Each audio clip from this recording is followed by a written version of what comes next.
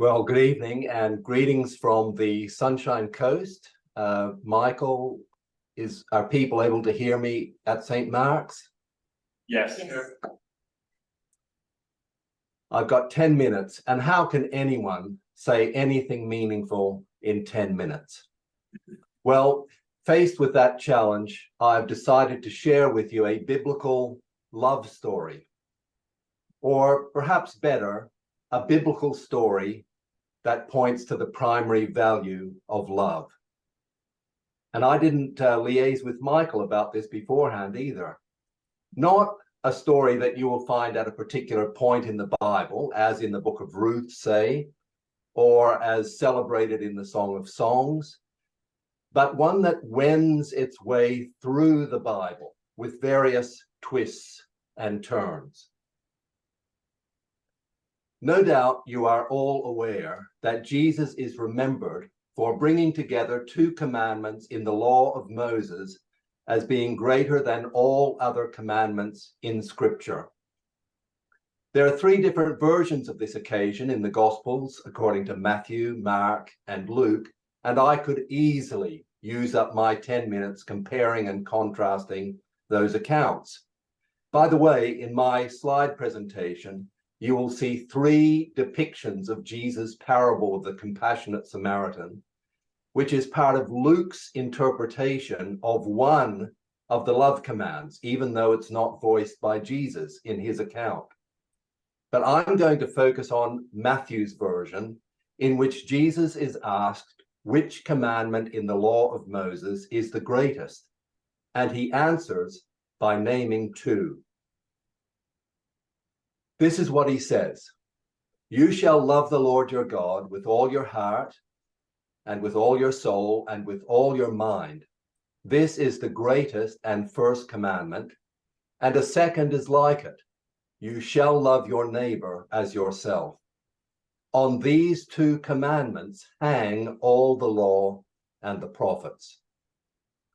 What Jesus does here is to select two commandments from the law of Moses and to prioritize them by identifying them as anchor points for the remainder of the law and the prophets.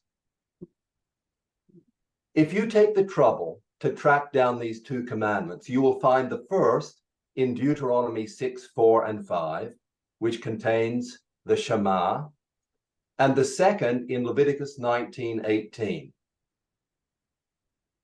Tell us something we don't know, some of you might be thinking to yourselves.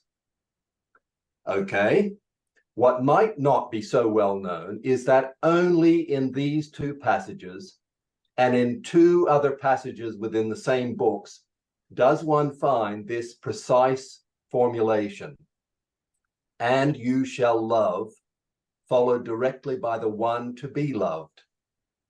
The Lord your God in Deuteronomy 6, 4, and 5, and Deuteronomy 11, 1.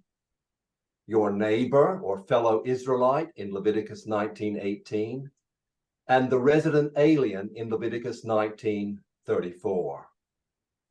I think that this distinctive formulation, along with a keen discernment of the importance of love for life, was what led Jesus to conjoin these commandments as the anchor points for the Bible as a whole. Matthew and Luke record that Jesus also taught his followers to emulate God's generosity or mercy by loving our enemies.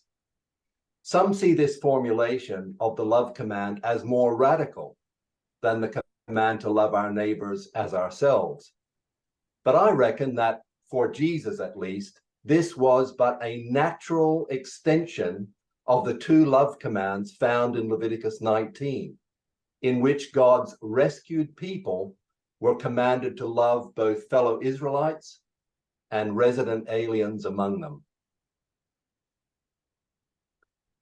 Jesus is known for many things, but perhaps he is not given enough credit for being a discerning and creative biblical interpreter. The more time I spend studying the Gospels, the more I am impressed by Jesus' discerning, creative, yet faithful interpretation of Scripture. He didn't simply utter wise or provocative sayings, which he did. Rather, his creativity was grounded in and tethered to the law and the prophets, Israel's tried and tested writings. With more time, I could show you from the New Testament how this story about the priority of love could be traced in different directions, a bit like choosing your own adventure, depending on which book or book series you happen to select. Like his slightly older Jewish contemporary, Rabbi Hillel, Rabbi Jesus also taught what we know as the Golden Rule: treat others as you want to be treated, which is but another formulation of the command to love others as we already love ourselves. In Matthew's record of this moral rule, it is presented as a distillation of the entire law and the prophets. In the Gospel according to John, and also in the tract we call 1 John, we find yet another formulation of the command to love. Love one another as I, Jesus, have loved you. A less succinct but probably more accurate translation might be, love one another because I, Jesus, have loved you, but also in the manner that I have displayed my love to you. Then, of course, we have Paul advising that the law in its entirety is fulfilled in the command to love one's neighbor as oneself. Following any one of these trajectories would be a worthwhile and rewarding thing to do, but this evening I want to linger briefly on a development of the love command that is less well known, what the diaspora letter of James describes as the royal or kingly law. In some churches that trace their origins to the 16th century Reformations, the letter of James has received bad press.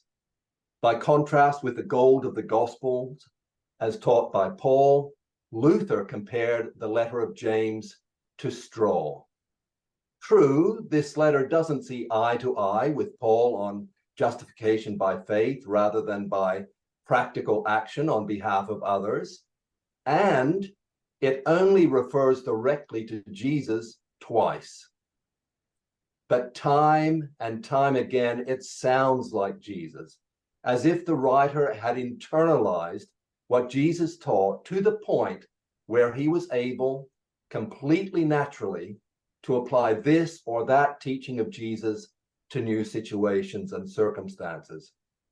This is perhaps unsurprising if this letter was written or authorized by James, the brother of the Lord, or even if it contains the remembered teachings of Jesus' brother.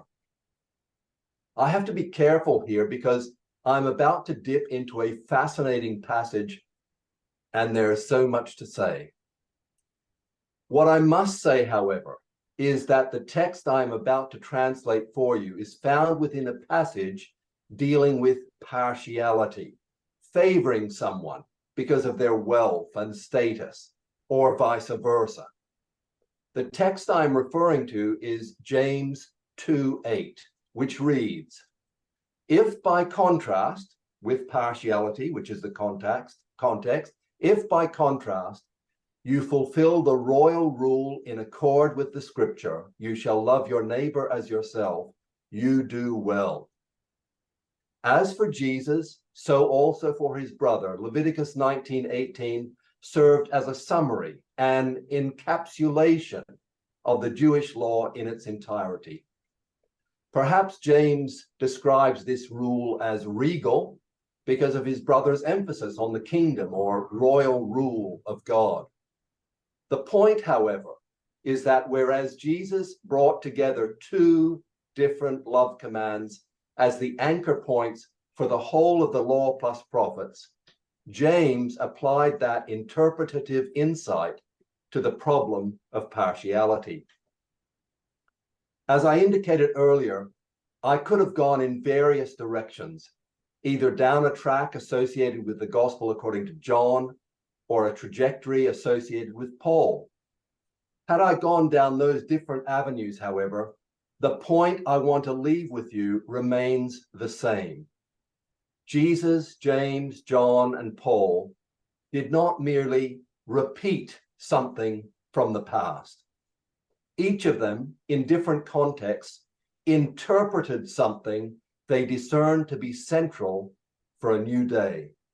They showed how a traditional guideline shimmered with continuing applicability, even relevance.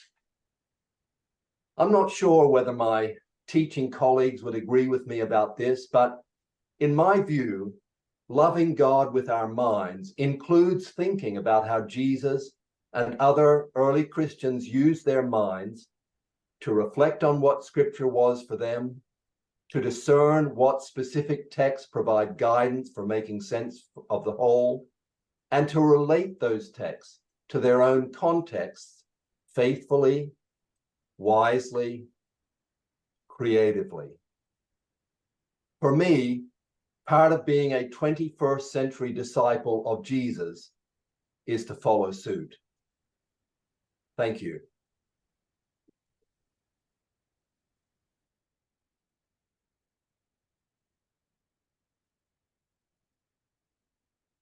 Oh, thank you, David.